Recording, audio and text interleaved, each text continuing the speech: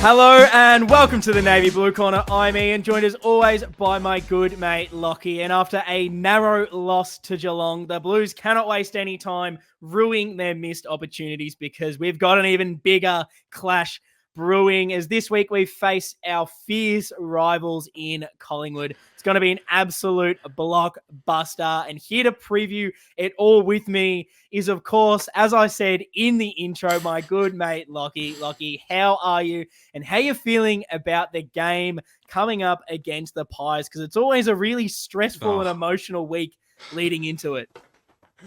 It feels real now. I hadn't thought about the stressful element of it. It always feels more like 4 points, doesn't it?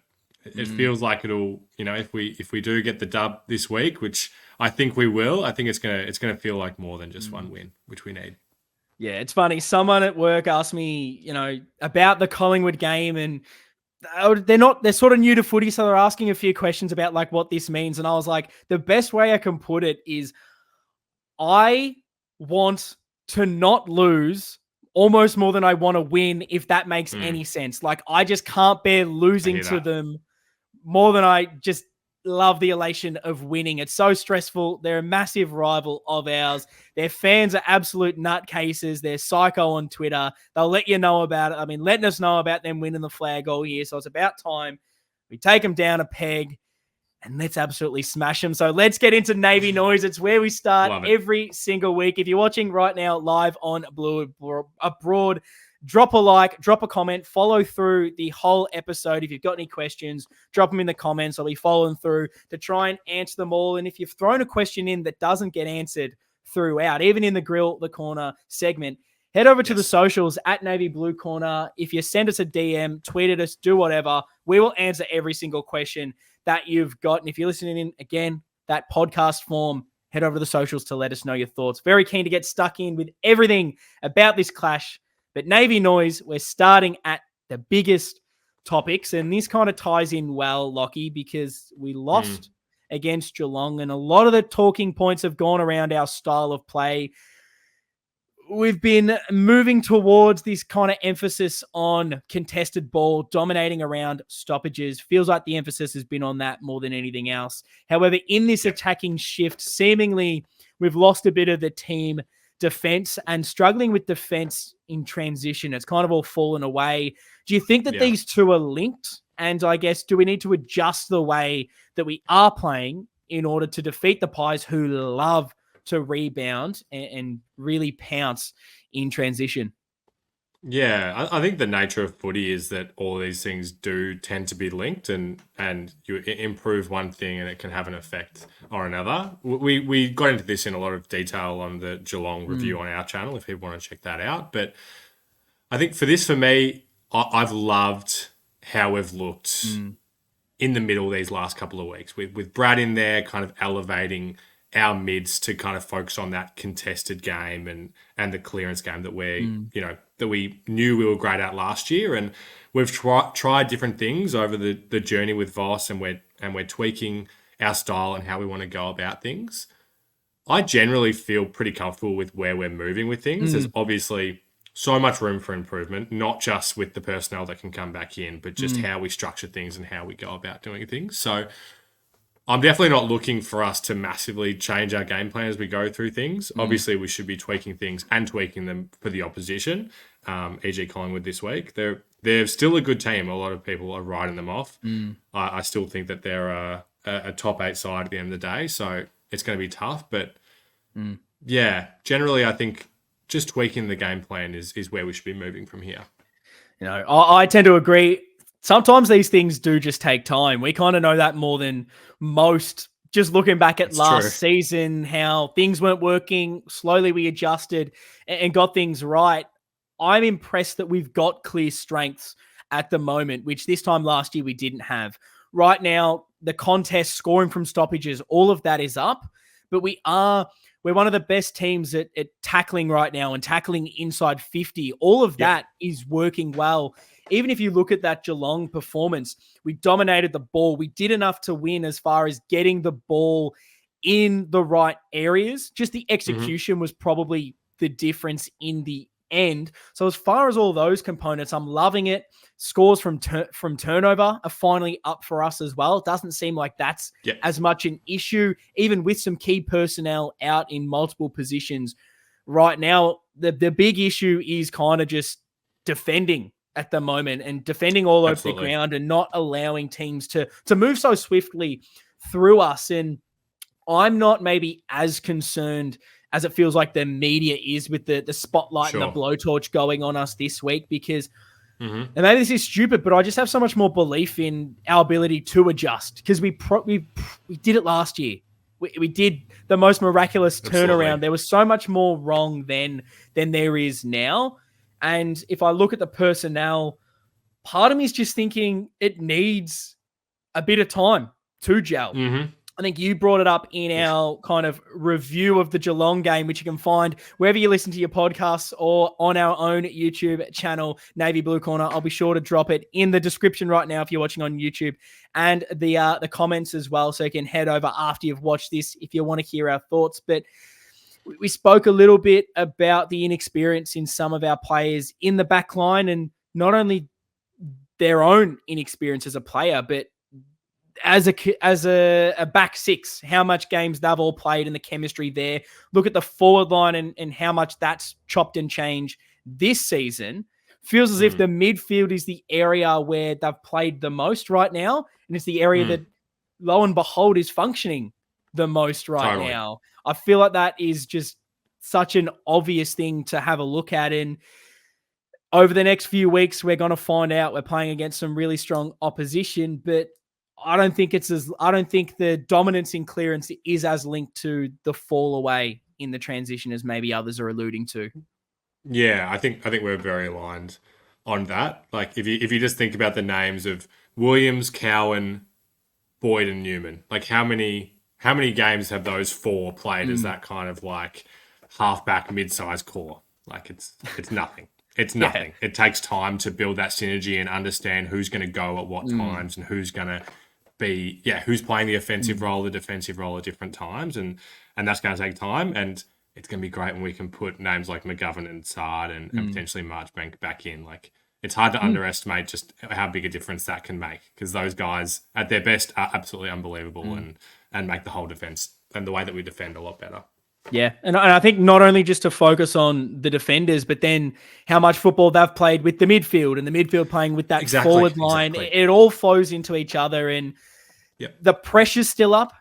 It's just, I agree with you, it's just little tweaks here or there that I think can turn things around. But very keen to get everyone else's thoughts in the comments on what are the issues with our game style at the moment. What do you think we need to tweak? Are we too attacking? Do we need to focus more on defense? And how can we get the defending on transition up to scratch? Because we're going to need it against Collingwood. But another kind of topic that I know there's probably been a fair few fan questions around this as well. So feel free to shout them out when I allude to it, because it's been another hot topic this week around Zach Williams. He's been really thrown under the spotlight this week around his performances. I know on the weekend he wasn't amazing, but I want to kind of ask you and throw this to you right now and those watching and listening. How have you kind of seen Zach Williams' game so far this year? And with many saying on current form, is he even our best 22? I want to know what you kind of make of that contention as well. Yeah, no, you're not wrong. We've got a few questions about this. I'll read one from Bolchi97. Thoughts on Williams' performance? Thought him and Young were very disappointing, including getting outbodied by small opponents. Does Voss send a message and send him to the twos? It's definitely okay to critique individuals and wonder things like this. For me, and it also goes without saying that there's always, I don't know if scapegoat is the right word, but there's always guys that get the finger pointed at in losses. It felt like a weird situation at the end of last season with some of the guys that left our list. And I looked at our list and I'm like, who are people going to be pointing their finger at when we lose? It feels like so many of the scapegoats are kind of leaving the team. I guess all of that to say for me, like, not an amazing game from Williams. I 100% would not be sending him to the twos. Questionable whether he's 100% fit, I guess, after being subbed off last week. I just don't see right now the benefit of us bringing in somebody else.Maybe it's Chincotta or someone like that for Williams. No, that's not for me. It's such an interesting thing. You go to a halftime last week, and all of a sudden, how good Zach Williams? You know, he's absolutely shut down Toby Green. What a comeback! This bloke's a star. Look at the back end of his game against Freo. He's bursting through. He's starting to do a few things and build into the season. Hasn't been amazing, but hasn't necessarily been really poor. Has a bad game. Maybe being asked to do a few more defensive things that 100%. I don't think his strengths. I believe that if Sard's in this team, that he's not being tasked with that role on a Stengel. We're trying to make him be a bit more of an attacking player.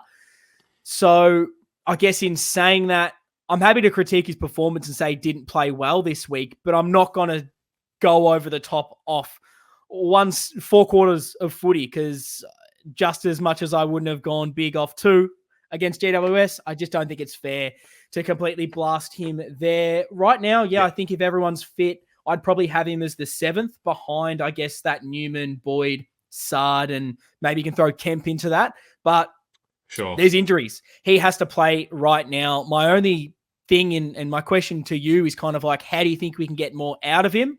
My answer to that question is maybe make someone else be a bit more of that defender and allow him to be the attacker that we all kind of know he should be and that he is. And if we're going to make him be that defensive role, if that's what you're wanting out of Zach Williams, then maybe you do need to replace him with a Chincotta, who I believe probably has those tendencies and strengths in a one-on-one defender rather than a Zach Williams. However, I'll again say he shut down Toby Green. So is it just a one-off? Yeah, I think it was Pommy that spoke about this at some stage during the week, that he felt like that Newman was playing a bit more of an offensive role than normal, and Williams playing a bit more of that defensive. Like, this is the time of the season where we should be trying different things and working out what works.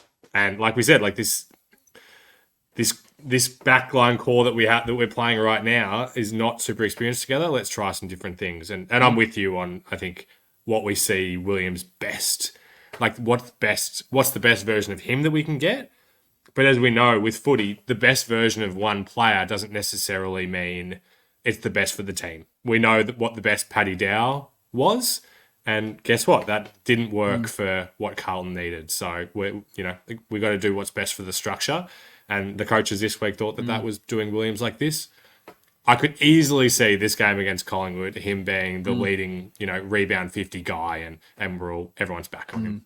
Yeah, and that's what I think we need to do at the moment, is not just isolate things to one performance. It's why I wanted to bring up what he did in the first half against GWS, because we were praising him so much for it. If he's bad again this week, then I think we really have that selection question, because, I think what we maybe expect of a Zach Williams, he probably hasn't got to that level so far this year, but I don't believe it's so bad the other way that he's out here going to get dropped right now, particularly with the lack of players available and lack of experience available, that I really believe we're going to need his leadership and experience in that back 6 or 7 for the next month, while Sard and kind of Gov aren't there. Yeah, completely agree. Beautiful. So let's go straight to the grill the corner. We kind of teed it up and segued in a little bit with the, we sort of heated up the grill, I would say. We put the coals on, got things going, got it nice and toasty. So let's go to the listener questions, Lockie. Every week, I love it. If you want to send in a question, mate, they are at our socials on Twitter and Instagram at Navy Blue Corner. Links to everything are in the description, show notes. And right now, if you're watching on Blue Abroad, you can chuck your questions in live, and we'll try to do our best in the comments to answer those. And throughout the week, if you drop them, we'll be there at us on socials, and we'll make sure to answer anything. But I'm in the hot seat as always, Lockie. What are the beautiful people thrown at me this week? How do you feel about us trying to go for a bit of a rapid fire this week with this? Like, not too much explanation, just Ian giving his whatever comes in your heart when I say these things. How do you feel about that? I love it. I tend to babble on, so make sure I don't do it. It was a kind way of me saying that. Yo, So I'm shut going the fuck to up, Ian. let's give that a go. Go with your heart, and if you regret what you say and these things get clipped and go viral, then that's just it is what it is. Better for the pod. All right. On Twitter from Andrew, does Ollie Hollands need a spell? And if so, who would you replace him with? Hasn't been amazing. I think if we had more players fit like a Doherty, I would say yes. The only option I think is Binns right now, so I'm going to say back him in. I already like this new taste of this segment. This is really good. All right, Tim Gigantor, who's one of our faves. Is Charlie in form? Oh, that needs a little couple extra seconds of thought because he's leading the Coleman, I'm pretty sure. So it's hard to say he's out of form. Is he playing his best? Probably not. I know the spotlight's gone on him, and as far as what he's doing inside 50, feels like he just wants the ball in on him to take one-on-ones. I think we can get more out of him. I want him leading more at the football. So I don't think he's completely out of form, but I think we can definitely get more out of him. I know I'm babbling on, but my last point on that will simply be, if we get better inside 50s, like we did in that bloody second half against GWS, all of a sudden he's back in form. He's not like Harry last year where nothing's working. We can just probably get 5 to 10% more out of him. Couldn't have said it better myself, mate. You nailed it. This one is Dan at Paddington Clams, which I think is a really good question.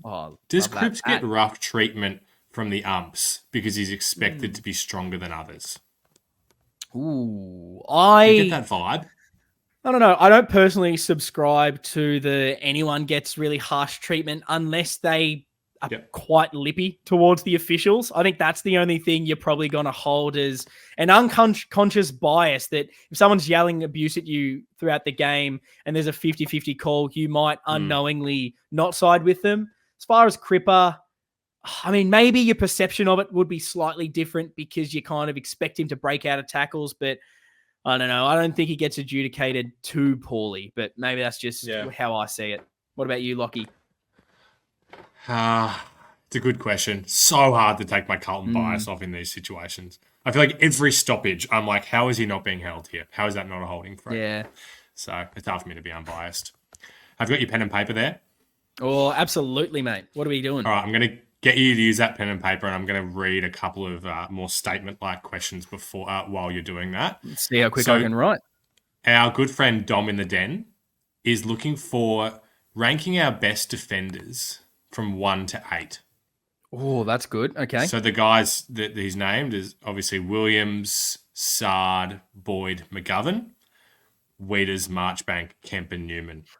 So I guess he's kind of looking for, at the end of the day, we're looking for fully fit defense, which you kind of touched on earlier. Who are we rolling out there, and what's the rankings of them? So while really you do tough. I'll read a couple of other comments from some baggers to us. So from SC Gav, they said, at the end of the day, if we convert, we win. Bloody proud they never gave up. We'll see big things from this team. Don't be too hard on them. I think is a really nice sentiment. We spoke about that a fair bit in our review on our channel, like just balancing the frustration with a loss like this with, being the proud of the boys and where they're at right now. And one more from Cam O. Great premiership sides have always had an awesome defence, so it's no surprise that we look real average when we are poor down back. Loved Vossi's presser in this regard, like you did, Ian. I know we're missing Doc, Sard, Marchie, and Gov, but it's team defence. Can't wait to see us next week. So great thoughts from the people there. Have you landed? Yes, absolutely love them. So my 8, it's interesting. I feel like the start of it's really easy. Wiedering number 1, lock and load. Sard number 2, that was very easy. I've gone Gov just over Newman to round out my top 4, and I kind of have daylight between the next. The next you can kind of throw a net over and have fun with. This is my bias, but I am going Marchie in 5th. Wow. Because I think he's the next best in there off what he has shown even last year, and maybe not so much this year, but you haven't seen enough of him. Then I've got Kemp, which is maybe controversial, but I think him and Marchie are pretty similar in what they're doing. And then it probably should be Williams over Boyd. But I'm kind of trying to base it off right now. If I'm selecting you, what am I doing? And just ranking them.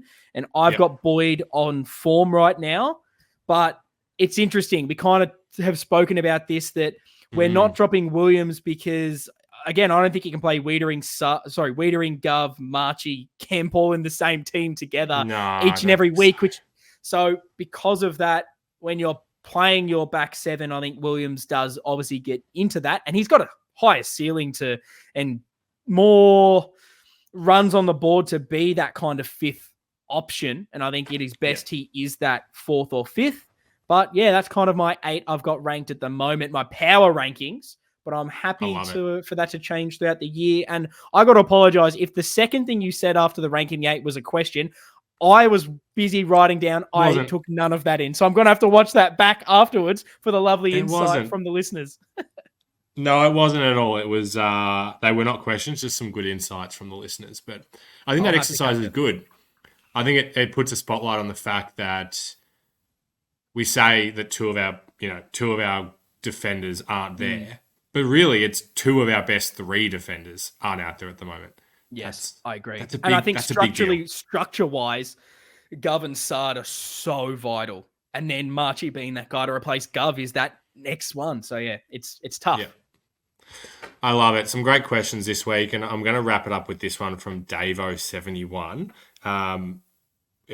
This is often a Navy noise kind of question, but hasn't necessarily been something we've talked about a lot.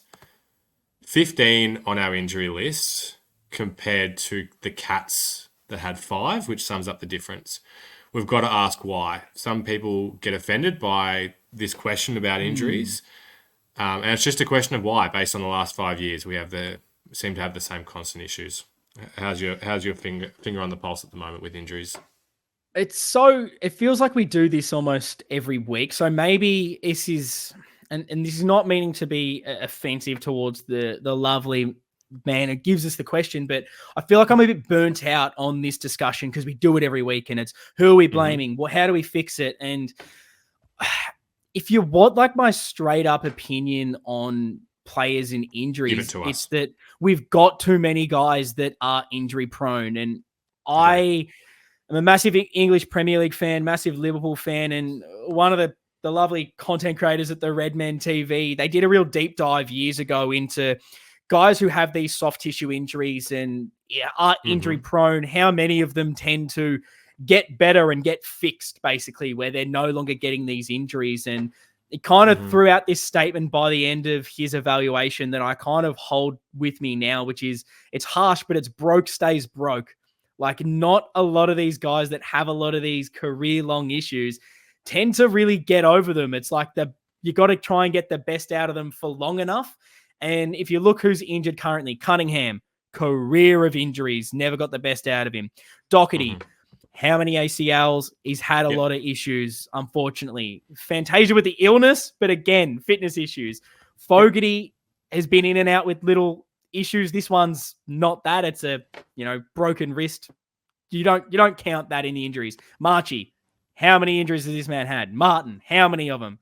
McGovern, how many injuries has this guy had? I can even throw, I know it's a different one, but Silvani's also had heaps and heaps of injuries. I think we're just, unfortunately, the way we've had to build some of this list has meant we've had to take some risks on players. Maybe you could even throw an Elijah Hollins in a risk type pickup where we can't afford the superstars of the competition. We've tried to draft a lot of good kids, but to top up the list, you've taken some gambles on high upside. I think that's just kind of it at the end of the day. Maybe to have this discussion once and for all, Lockie, we need to bring in a segment that I maybe want to do for the real hot topics, in bring in the blue debate where you get a side, I get a side, and basically we have to argue 3 big points of this debate, taking that affirmative position that I'm going, what the injuries and Russell the problem, you're saying that's not the problem, and we hash it out once and for all. Maybe we need to do this, Lockie, and bring this out in one of these weeks. But yeah, right now it's frustrating, but who's injured? Same guys that always are.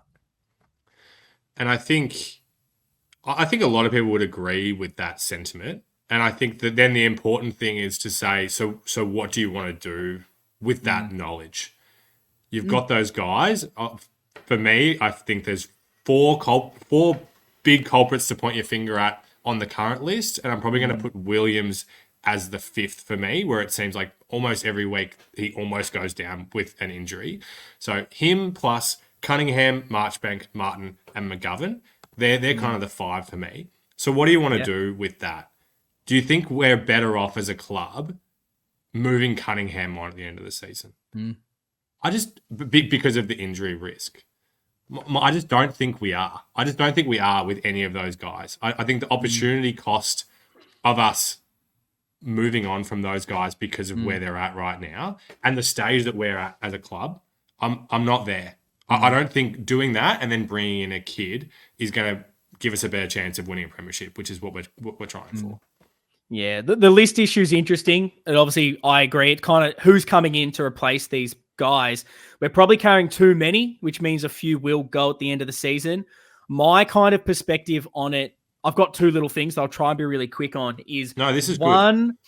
If you've got injury-prone players, then you need to make sure that their positions we're well bolstered. And this is kind of where we said at the start of the year, we can cover maybe the losses of a Silvani and a Doherty because they don't have a bona fide specific role as things stand going into the season. So guys can play their positions to the best of their ability. The issue now becomes because they were so versatile, as soon as other guys go down, we're missing that right now where you can plug and play Doc anywhere. Same with Sauce.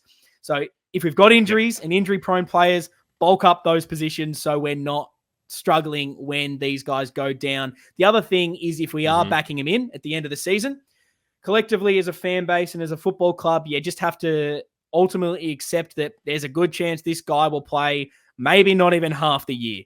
And you just hope you manage him well enough and you get a bit of luck that you get him for the right period of time, like last year where you got Cunners, you got all these guys fit and firing and Jack Martin.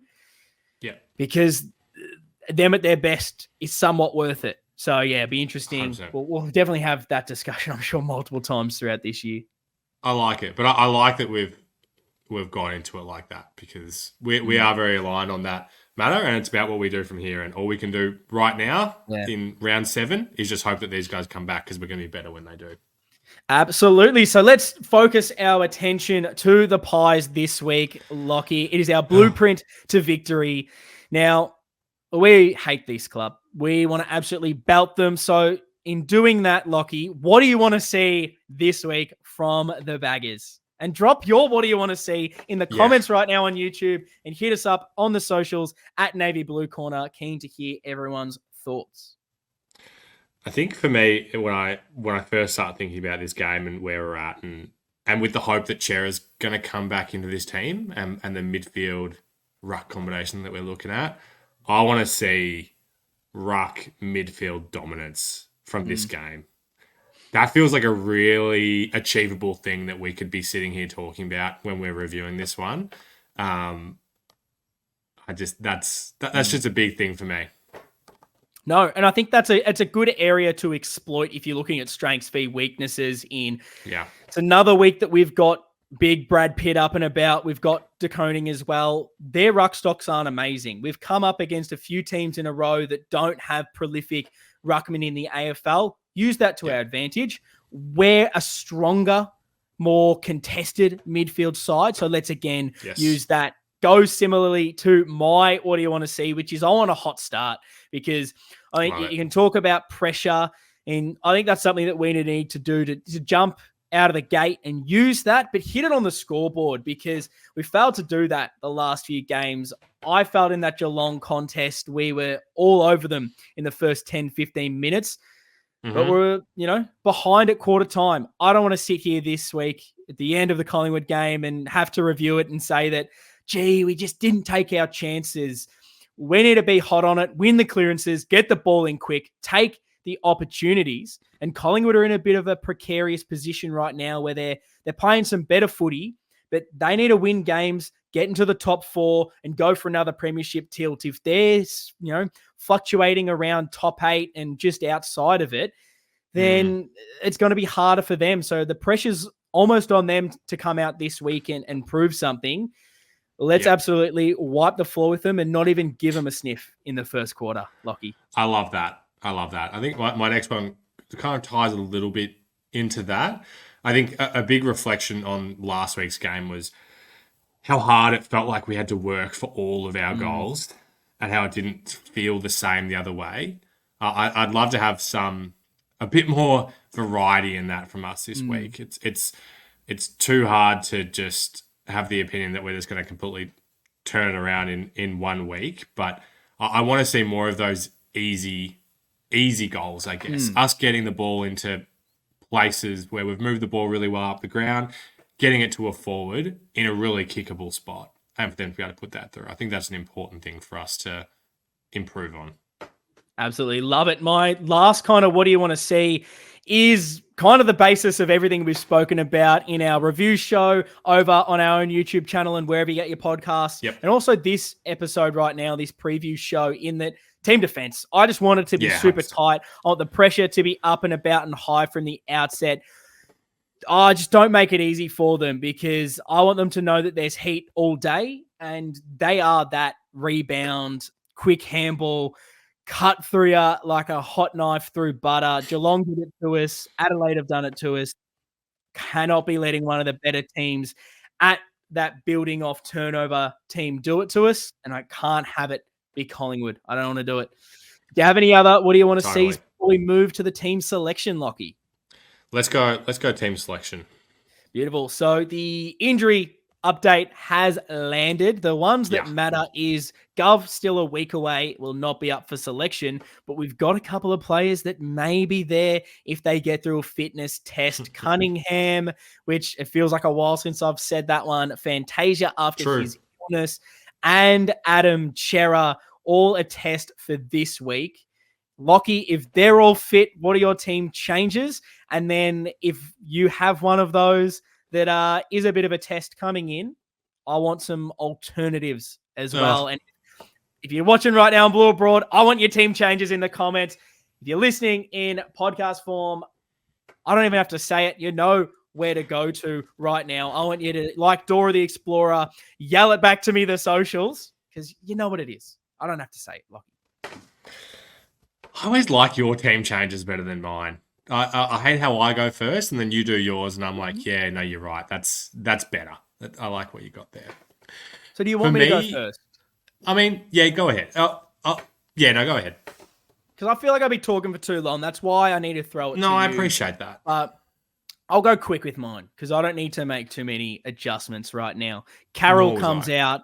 Chera comes in. Don't think Carroll's been amazing the last bit. I know he's come on as a sub, but hasn't impacted enough when he'd been there. And Chera, obviously, one of our better midfielders. Easy swap. Yes. And then because of that, I don't want Carroll to be the sub.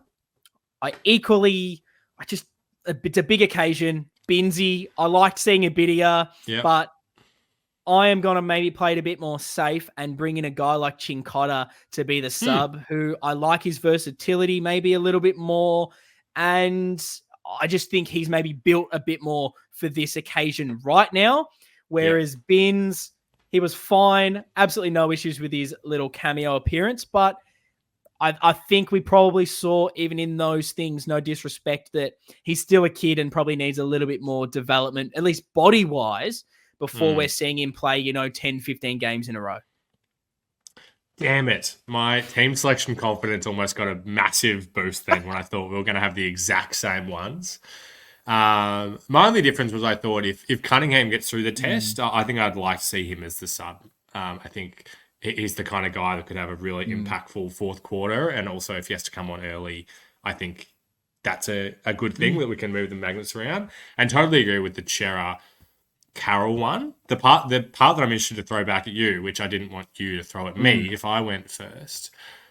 I think we would agree we liked what we saw from Carroll a lot more when he was getting CBA opportunities. Like that's where he has kind of thrived in the ones. And in like the Richmond North Freo games, he was getting 50% CBAs, which has gone down, and he didn't have any in this game against Geelong. So it was Cripps, Walsh, Kennedy, and Hewitt were basically the only players that were in there. Chera comes back into the team. He's not getting CBAs from Carroll. How do you kind of work that mix? Is it Kennedy that has to come out and go back to that more forward role? Does Chera slot in somewhere else, or is he straight back in? How do you kind of think about that problem?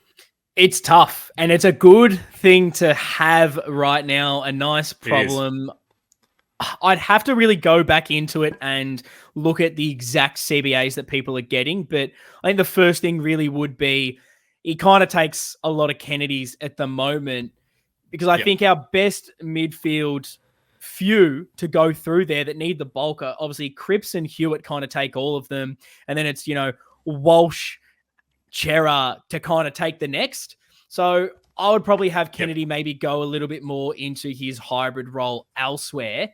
However, I like the idea that if things aren't working, we can throw guys around. Chera can go on the wing if he needs to. He can play that high half forward that we've seen rolling around that C shape from the center bounces.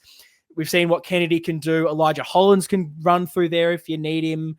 I like the versatility that presents. But yeah, I think my first thing is simply, unfortunately, as much as I think Kennedy's been really good these past few weeks, he just kind of might miss a few. Or is it simply Walsh loses a few more and plays that high half forward wing role to maybe help Ollie Hollands that has probably struggled in the last couple of weeks on the wing? Yeah, it's an interesting point you bring up there with the wing and Ollie. Yeah, I don't know, maybe it's a hot call from me. I'm curious to see how Chera goes now coming back. I didn't love what was seeing from him pre-injury in the middle. I thought sometimes the way he was using the ball wasn't what we need from a guy like him. So I'm just curious how the mix works best for us with all of these guys in. Because, Kennedy has been, I don't know, it's hit or miss. Sometimes where like there isn't a role for him unless he's in that midfield. Other times he plays that, can play that role really well. But the fact of the matter is he was in the centre bounces as much as Walsh was in this game. So I'm assuming that's going to go down. Interesting to see what they do. Yeah, I weirdly feel as if that Kennedy, if we get a few players back in other positions, he's almost the perfect sub at the moment if he's on that fringe, because I love the impact that he'd be able to bring on there. Last thing I'll touch on is the reason I didn't put Cunningham as my sub, because I think he's perfect for it. What I normally look for is simply hasn't played a game in a very long time. I just want him to get a little bit more match sharpness first. But he's so close to selection regardless, just because we know his quality. But let's go into the last little segment here and rattle this off. This is the kind of what do we need to overcome that will lead us to victory. This is normally my kind of spitfire section, but I want to always throw it to you, Lockie, and again, everyone watching, give me your thoughts. But if you were to nail down one thing right now that needs to change from last week that will lead us to victory, what is it? I'm going to assume that I'll step on your toes. I think it has to be the transition defense. Like that's why I didn't really touch on it in our last bit, because that's the thing that we need to overcome. Yeah, we need to see some kind of tweaking at the very least, even if it doesn't get a whole lot better. We need to work, at least be trying different things with the cattle that we have down there. No, yeah, that was definitely my first one. It's just, how good Collingwood are on the counter, how swiftly they cut through you. It's something they've hurt us in the past. And and it's even, not only has Collingwood hurt us in the past, but the last few weeks we've struggled with it. So we just can't allow them to move the ball as quickly as they want to. The interesting part for me right now, looking at some stats, is that Collingwood actually rank last for marks at all. In the competition, they rank 18th, and marks inside 50, they rank 13th. So compared to other years, they probably haven't been giving themselves the best looks in front of goal through transition. However, I know that they are a team that, because of the players they have in there, they're not necessarily looking to mark. They're looking to play on and move the ball in quick and win it off the deck. So it's a slightly flawed stat, But I think if you're able to limit their ability to move the ball and their amount of opportunities, it's going to make it ridiculously hard for them because they haven't been able to take those clunks around the ground as much this year. So that's a big area to limit.